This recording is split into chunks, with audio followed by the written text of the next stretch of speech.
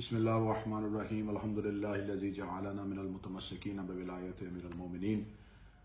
من مات علی حب آل محمد مات شہیدا۔ السلام علیکم یا علی علیہ السلام عدد۔ آج کے دن کی ایک افسوسناک خبر ذاکر شہزادی رقیہ سلام اللہ علیہا پسر ذاکر جناب ذاکر نوید عاشق بی صاحب کو سیالکوٹ میں ایک مجلس کے دوران ایک ملاؤن کی جانب سے فائرنگ کر کے شہید کر دیا گیا۔ یقیناً یہ پوری قوم کے لیے ایک بہت افسوسناک خبر ہے، اور میں پوری شیعہ قوم کو اور بالخصوص سرکار حضرت ولی العصر کو ایک ذاکر جناب سیدہ کی شہادت پر ہدیہ تعزیت پیش کرتا ہوں۔ لیکن سوال یہ ہے کہ اس شہادت کے محرکات اور وجوہات کیا ہیں؟ جناب ذاکر نوید عاشق بی نے ایک مجلس میں جناب سیدہ صلوات اللہ علیہا کی حق کو پڑھتے ہوئے اور ان کے قاتل کی مذمت میں کچھ اشعار جو شہید محسن نقوی صاحب کے قلم سے لکھے ہوئے تھے وہ پڑھے، جبکہ ان اشعار میں کسی کو مخاطب نہیں کیا گیا تھا، کسی کا نام نہیں لیا گیا تھا۔ ایک تاریخی حقائق جسے شہید محسن نقوی نے اپنے اشعار میں بیان کیا تھا، جناب سیدہ کے دروازے پہ آگ کا لگنا، ان کو اشعار کی صورت میں بیان کیا گیا تھا۔ اس پر ایک ایف آئی آر کا اندراج کیا گیا۔ شہید نے اس مقدمے کی مکمل پیروی کی، انہیں عدالت سے ضمانت ملی، لیکن ان کے خلاف یہ جتنی بھی نفرت انگیز مہم شروع ہوئی، اگر ہم دیکھیں کہ اس ایک بہت لمبے عرصے کے بعد ایسے واقعات رونما کیوں ہوئے، تو ان تمام واقعات کا پس منظر پہ اگر ہم جائیں تو جڑ میں ایک ہی واقعہ ملتا ہے کہ جب ایک ملاؤن کی طرف سے جناب سیدہ کے خلاف حرزہ سرائی کی گئی اور شہزادی کے عمل کو معاذ اللہ مبنی بر خطا کہا گیا، تو اس ایک واقعے کے بعد، اس کی ایک تقریر کے بعد ملک پاکستان میں علماء اہل سنت اور علماء تشیع نے بھرپور اور مدلل انداز میں اس کا جواب دیا۔ اس کے خلاف ایف آئی آر کا اندراج کیا گیا، اسے گرفتار کیا گیا، لیکن کمزور مقدمہ ہونے کی بنیاد پہ اسے عدالت سے ضمانت پر رہا کر دیا گیا۔ جب اسے عدالت سے ضمانت پر رہا کر دیا گیا تو اس کے بعد اس نے اپنے ہی ادارے کے اندر بیٹھ کے اپنے ہی چینل پہ مذہب تشیع کے خلاف زہر اگلنا شروع کیا، ایک نفرت انگیز مہم کا آغاز کیا۔ شیعہ ذاکرین اور خطبہ کے علماء کے نام لے لے کر عوام کو ان کے قتل پر اکسایا گیا۔ یہ تمام شواہد جو ہیں وہ آج بھی سوشل میڈیا پر موجود ہیں، کس طرح وہ سرعام قومی سلامتی کے اداروں کے ناک کے نیچے شیعہ نسل کشی کے لیے، شیعہ افراد کے قتل کے لیے لوگوں کو اکساتا رہا، اور نام لے لے کے اس نے عوام کے دلوں میں شیعہ افراد کے لیے، شیعہ ذاکرین اور خطبہ کے لیے ایک نفرت انگیز مہم شروع کی۔ اب سوال یہ ہے کہ جب ایسے متشدد افراد جو ہیں وہ کسی بھی ذاکر خطیب یا عالم دین کے خلاف جب ایف آئی آر کا اندراج کروانے کے لیے آتے ہیں تو یہ ایک ٹولے کی صورت میں آتے ہیں، متشدد انداز میں آتے ہیں، اور فوراً ان کی ایف آئی آر درج کر دی جاتی ہے۔ وہ توہین کی ایف آئی آر ہوتی ہے، وہ دراصل ایک ایف آئی آر نہیں ہوتی، وہ اس کے قتل کا ایک پروانہ ہوتا ہے، ایک سرکاری پرمٹ ہوتا ہے جو جاری کر دیا جاتا ہے۔ پاکستان اسلامی جمہوریہ پاکستان ہے، اس میں تمام افراد کو اپنے عقیدے کے اظہار کے لیے آزادی کا حق بہر صورت محفوظ ہے۔ یقیناً اگر اس میں یہ لفظ کہا جائے کہ اس میں کسی مسلک کی دل آزاری ہوئی ہے، تو ہر ایک فرقے کا عقیدہ دوسرے تمام مکاتب کی دل آزاری ہی ہوتا ہے۔ ہر ایک انسان اپنے عقیدے پہ، ہر ایک فرقہ اپنے عقیدے پہ آزاد ہے، لیکن جب وہ اپنے عقیدے کا اظہار کرتا ہے تو ڈھکے چھپے الفاظ میں وہ دوسرے مکاتب کی دل آزاری کرتا ہے۔ ہمارے ہاں اب آج تک توحید کے مجسم اور غیر مجسم ہونے پہ، نبی کے معصوم اور غیر معصوم ہونے پہ، نور اور بشر ہونے پہ، خاطی اور معصوم ہونے پہ، نبی کے آباء و اجداد کے ایمان اور کفر پہ، نبی کی بیٹیوں کے مسئلے کے بارے میں، گو کہ تمام مسائل پہ اختلافات بہر صورت موجود ہیں، اور جب کوئی بھی ایک موقف کو بیان کرتا ہے تو وہ دوسرے موقف کی تردید کرتا ہے. جب وہ دوسرے موقف کی تردید کرتا ہے تو اس موقف کے حامیوں کی دل آزاری ہوتی ہے. لیکن توہین کا پہلو تب پایا جاتا ہے کہ جب آپ شخصیات کو نام لے کر ان کے خلاف ایک مہم شروع کریں. ہمارے ہاں ملک پاکستان میں حضرت ابو طالب کے نام لے کر ان کے ایمان پہ بات کی گئی ہے. اب پچھلے دنوں نصاب میں 7ویں کلاس کی اسلامیات میں معاذ اللہ حضرت امام حسن کو معاویہ کے ہاتھ پہ بیعت کرنے کے الفاظ کا استعمال کیا گیا، یزید کا دفاع کیا گیا، اہل بیت کی شان میں گستاخیاں کی گئی. یہ تمام کچھ ہوتا رہا، لیکن اس کے باوجود مسلک اہل بیت میں مذہب اہل بیت کے پیروکار خاموش رہے، کیونکہ وہ اپنے نظریات اور وہ اپنے عقائد کا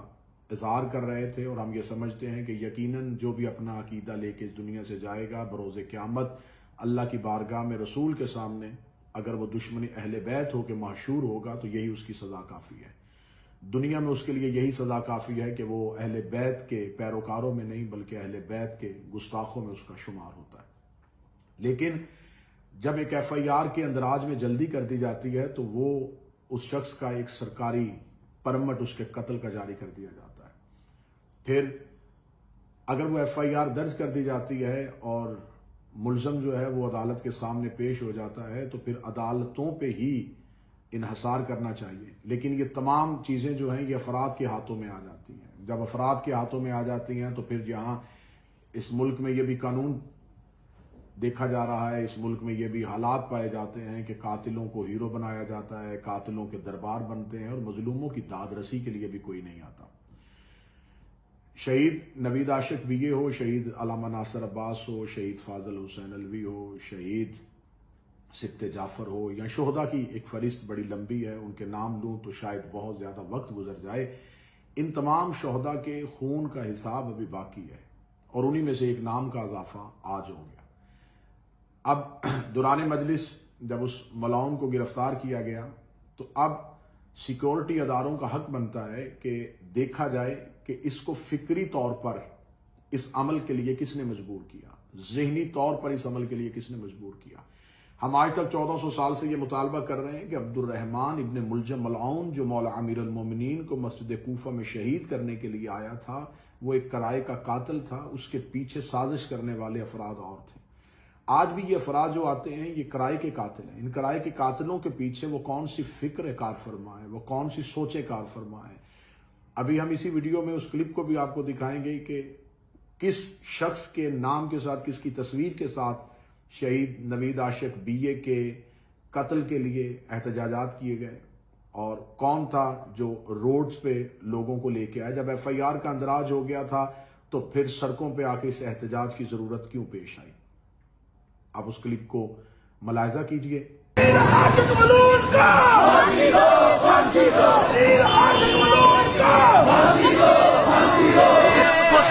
رسول کی ایک سزا ستن سے جدا. سوال یہ ہے کہ یہ کون سے افراد تھے جو عوام کے دلوں میں یہ زہر ڈالتے رہے. قاتل کی جو تصویر منظر عام پہ آئی ہے وہ نو عمر ایک نوجوان ہے. اب اس کی اس ذہن کو تیار کرنے میں کون تھا؟ یقیناً یہ وہی شخص ہے جو آج بھی لاہور کے ایک ادارے میں بیٹھا ہے جس کا نام اشرف آصف جلالی ہے، جو نام لے لے کے شیعہ ذاکرین اور خطبہ کے خلاف ایک نفرت انگیز مہم لانچ کر رہا ہے. اب ہوگا کیا؟ اب بحیثیت قوم احتجاج تو ہم کر نہیں سکتے، بحیثیت قوم اظہار تعزیت کیا جائے گا، افسوس کیا جائے گا. آنے والی مجالس میں شہید کے نام کے ساتھ روحانی شرکت لکھا جائے گا اور انصاف لینے کے لیے جب عدالت کے دروازے پہ جایا جائے گا تو ایک لمبی تاریخیں اور قاتل کے جانب سے اس کے حامیوں کا ہجوم، قاتل کے گلے میں پھولوں کے ہار اور لبیک کے نعرے اور عاشق رسول کے نعرے، اور اس کو ہیرو بنا دیا جائے گا. اور چند عرصے کے بعد مقدمے کی ناقص پیروی ہونے کی بنیاد پر اس قاتل کو رہا کر دیا جائے گا. جب اس کو رہا کر دیا جائے گا تو اسے ایک مزید آزادی مل جائے گی اور اس جیسی فکر کے حامل افراد جو ہیں وہ اور میدان میں آ جائیں گے. یہاں شیعہ تنظیمات خاموش رہیں گی، یہاں صرف فاتحہ خوانی ہوگی، یہاں صرف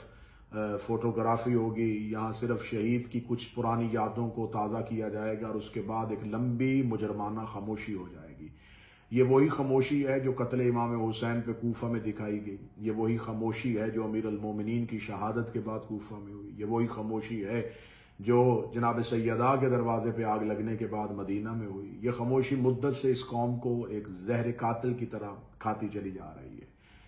اب ہمارا مطالبہ ہے کہ صرف اس ایک قاتل کے نہیں، اس کے پیچھے جو بھی کار فرما قوتیں ہیں ان کو منظر عام پہ لایا جائے۔ میرا پاکستان کے اداروں سے یہ سوال ہے کہ آپ ہمیشہ رد عمل پہ سوال کرتے ہیں، آپ عمل پہ سوال کیوں نہیں کرتے؟ جب عمل ہوتا ہے تو اس عمل کو کیوں نہیں دیکھتے؟ جب رد عمل ہوتا ہے تو آپ اس رد عمل کے بارے میں کیوں جاتے ہیں؟ اب دیکھیں کہ اس ایک عمل کے پیچھے کون کون سی طاقتیں کار فرما تھیں، یہ کس تنظیم کی طرف سے فنڈڈ تھا، اسے کہاں سے بھیجا گیا تھا، اس کا ذہن کس نے بنایا تھا۔ یقیناً ان لوگوں کو جب تک آپ عدالت کے کٹہرے میں نہیں لائیں گے تو یہ پاکستان میں یہ ملک جہاں پہ اقلیتوں کو بھی تحفظ ہے، لیکن مجھے بڑے دکھ اور بڑے افسوس کے ساتھ کہا جا رہا ہے کہ ہمارے ملک میں قانون ساز اسمبلیاں یہاں پر ٹرانسجینڈر کے بل تو منظور کر سکتی ہیں، لیکن یہاں پر شیعت کے تحفظ کے لیے کوئی بل منظور نہیں ہوگا، یہاں پر مذہب اہل بیت کے پیروکاروں کے تحفظ کے لیے کوئی بل منظور نہیں ہوگا، یہاں پر شیعت جلوس میں خاموشی سے بھی چلا جائے تو FIR ہوتی ہے، یہاں پر عزادار ایک مجلس امام حسین کروانے کے لیے ان کے گھروں کی 4 دیواریوں کو پھلانگا جاتا ہے۔ یہاں پر اس بات پہ آج بھی ہم حیران اور پریشان ہیں کہ یہاں پر اگر کوئی شخص اپنی بارات لے کے کسی جگہ پہ اترتا ہے تو وہ باراتی پیدل چلتے ہوئے ایک طویل سفر کرتے ہیں تو انہیں کسی روٹ اور پرمٹ کی ضرورت نہیں ہوتی، لیکن خاموش عزادار سڑک کے کنارے پہ حسین ابن علی کے حق میں نکلتے ہیں تو ان پہ FIR ہو جاتی ہے، ماتم حسین کرتے ہیں تو FIR ہو جاتی ہے، اگر اپنے گھر کی 4 دیواری کے اندر مظلوم کی شہادت پڑھی جاتی ہے تو وہ FIR ہو جاتی ہے، ذاکرین اور خطبہ تاریخی حقائق بیان کرتے ہیں تو ان پہ FIR ہو جاتی ہے، اگر وہ عدالتوں میں سامنا کرنے کے لیے آئیں تو عدالتوں میں سامنا کرنے والوں کا یہ حال ہوتا ہے، اگر مجبوراً مساورت کے لیے جلا وطنی اختیار کرنی پڑے تو پھر اس پہ قوم کی طرف سے سوال اٹھائے جاتے ہیں۔ یقیناً یہ عدم تحفظ میری قوم میں پایا جاتا تھا، پایا جاتا ہے اور پایا جاتا رہے گا جب تک کہ یہ قوم بیدار نہیں ہوگی، جب تک یہ قوم جاگے گی نہیں، جب تک اس قوم میں مختار والا جذبہ پیدا نہیں ہوگا، جب تک اس قوم میں انتقام والا جذبہ پیدا نہیں ہوگا۔ یقیناً ہم ایک قوم ہیں، ہم ایک زندہ انسان ہیں، ہمارے حقوق ہیں، پاکستان کے آئین میں، پاکستان کے قانون میں بھی ہم اپنے حقوق محفوظ رکھتے ہیں۔ میرا مطالبہ ہے حکومت وقت سے، میرا مطالبہ ہے حکومت پنجاب سے، میرا مطالبہ ہے پاکستان کے قومی سلامتی کے اداروں سے کہ صرف اس ایک قاتل کو نہیں، اس قاتل کے پیچھے جتنی بھی کار فرما قوتیں ہیں، وہ افراد ہیں جن کے خطابات سن کے قاتل قتل کے لیے آمادہ اور تیار ہوا، ان افراد کو بھی تفتیش کے دائرے میں لایا جائے، ایسی زبانوں کو خاموش کیا جائے اور ملک پاکستان میں ایک ایسا دستور، ایک ایسا قانون پاس کیا جائے کہ جو بھی نفرت انگیز مہم شروع کرتا ہے اس کے خلاف قانونی کارروائی کی جائے اور اپنے عقائد، اپنی 4 دیواری کے اندر اس کے اظہار پہ کوئی پابندی نہیں ہونی چاہیے۔ خداوند متعال شہید نوید عاشق BA کے قاتلوں کو کیفر کردار تک پہنچائے، ان کے لواحقین، پسماندگان، فرزندان اور ان کی بیٹیوں، ان کے لواحقین خانوادہ کو صبر جمیل عطا فرمائے۔ میرا مالک واسطہ محمد و آل محمد کا ملک پاکستان میں تشیع کا تحفظ فرمائے، اور سب سے بڑی دعا کہ منتقم اللہ منتقم خون حسین وارث زماں کے ظہور میں تعجیل فرمائے تاکہ مظلوموں کے اوپر ہوئے ظلم پہ انصاف ہو سکے اور دنیا عدل اور انصاف سے بھر جائے۔ اللہم اجل ولیک الفرج۔